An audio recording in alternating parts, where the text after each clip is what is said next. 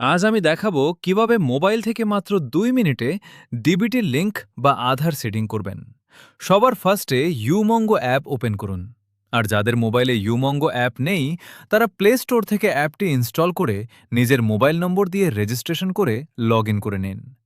এখন উপরের সার্চ বক্সে ক্লিক করুন এবং লিখুন আধার সিডিং।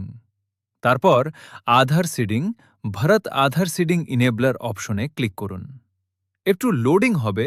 এরপর আধার সিডিং অপশনে ক্লিক করুন। এখানে অনেক সময় একটু লোডিং হতে পারে, কারণ এই সার্ভিসে মাঝে মাঝে বেশি ট্র্যাফিক থাকে।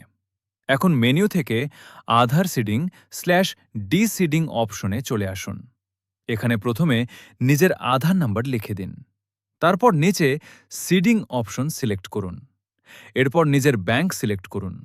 যদি প্রথমবার ডিবিটি লিংক করেন তাহলে ফ্রেশ সিডিং অপশন সিলেক্ট করবেন।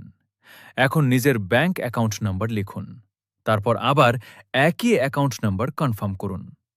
এরপর নিচে যে কনসেন্ট বক্স রয়েছে সেখানে টিক দিন।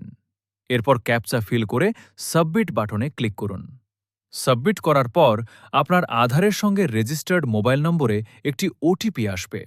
সেই ওটিপি ভেরিফাই এবং কনফার্ম করলেই আপনার DBT link request successfully submit হয়ে যাবে। তারপর কিছুদিনের মধ্যেই আধার আপনার ব্যাংক অ্যাকাউন্টের সঙ্গে লিংক হয়ে যাবে। এই ধরনের গুরুত্বপূর্ণ আপডেট সবার আগে পেতে চ্যানেলটা এখনই সাবস্ক্রাইব করুন।